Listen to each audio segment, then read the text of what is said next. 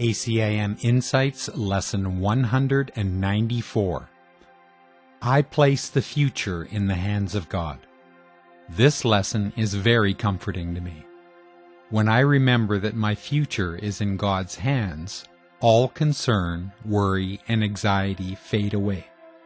If I look honestly at all my thoughts of worry or concern, they all come from a lack of trust in the future, which reflects what I believe the past has taught me. I believe the past has taught me that things happened to me that I didn't want to happen, and other things didn't happen that I did want to happen. Thus, all my concerns about the future are projections of the past. Placing my future in the hands of God ends that projection. My only hesitation comes from lack of trust in God. That lack of trust is just another reflection of old beliefs from the ego thought system. Even this is gently dealt with in this lesson. We are not expected to instantly no longer have ego-based thoughts or temptations. We are simply reassured that by placing the future in God's hands, these ego thoughts will be quickly replaced by love's reflection, which is forgiveness. Forgiveness is letting go of the past, and since the past is an illusion, forgiveness is letting go of illusion. The more I am able to place my future in God's hands, the more I open my mind to the Holy Spirit's gentle correction of my mistaken beliefs.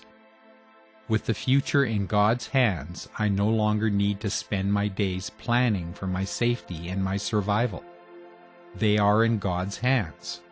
All I need to do is maintain an open mind, a receptive mind, willing to receive Holy Spirit's guidance and corrective perception. As with yesterday's lesson, by practicing each hour letting go of the mistakes of the previous hour, and putting the hour to come in God's hands, I become free. Each time a thought of worry enters my mind, I will use it as a reminder to place the future in the hands of God. Thus, I take what was used to make separation and fear seem real and make it into a stepping stone to freedom. With every concern, every apprehension, I remind myself, I place the future in the hands of God. Thus, I walk the path of forgiveness that leads me home. If I have any worries, it is always about something in the future. The Holy Spirit teaches me that these worries are always groundless. We are always safe, no matter what dreams we dream. We cannot separate from God. We cannot make a world of separation. It cannot be true. We remain safe eternally as God created us. My dreams may frighten me, but they are not true.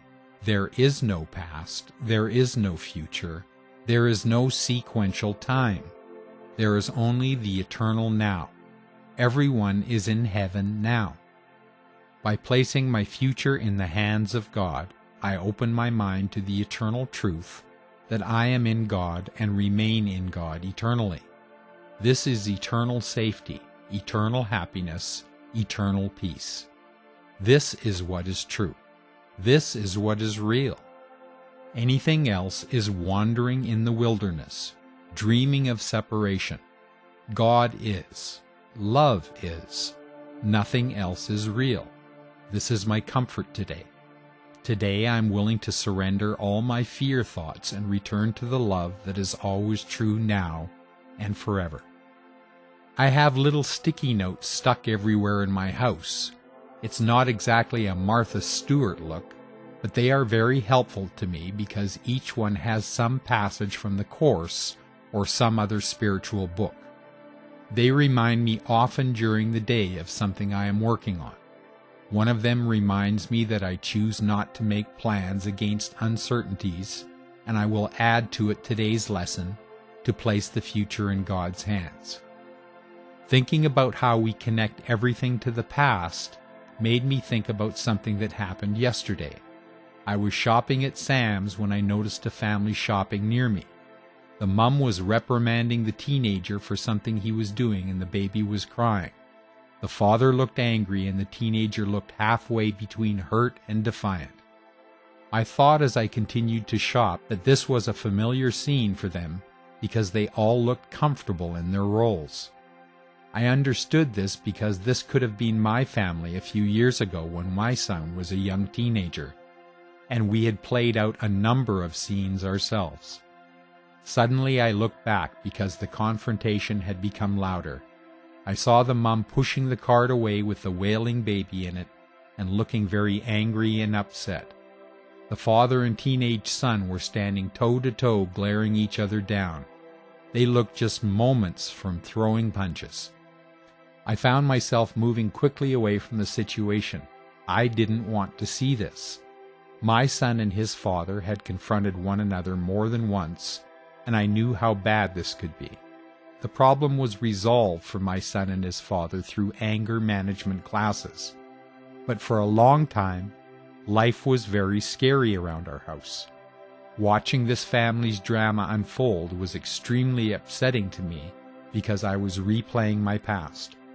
As I hurriedly moved away, my stomach tightening, my anxiety level quickly rising, I suddenly remembered my lesson. All things are lessons God would have me learn. Immediately what was happening began to take on a new meaning for me. I had a conversation with myself. At first I berated myself for my reaction and said to myself that I shouldn't feel like this. Then my calmer inner voice reminded me that I feel what I feel. Okay, I said. I shouldn't react like this. It isn't helpful. I was still a little upset, so I continued the lesson with, I will forgive and this will disappear. I felt myself releasing the anxiety that had held me so tightly just moments before.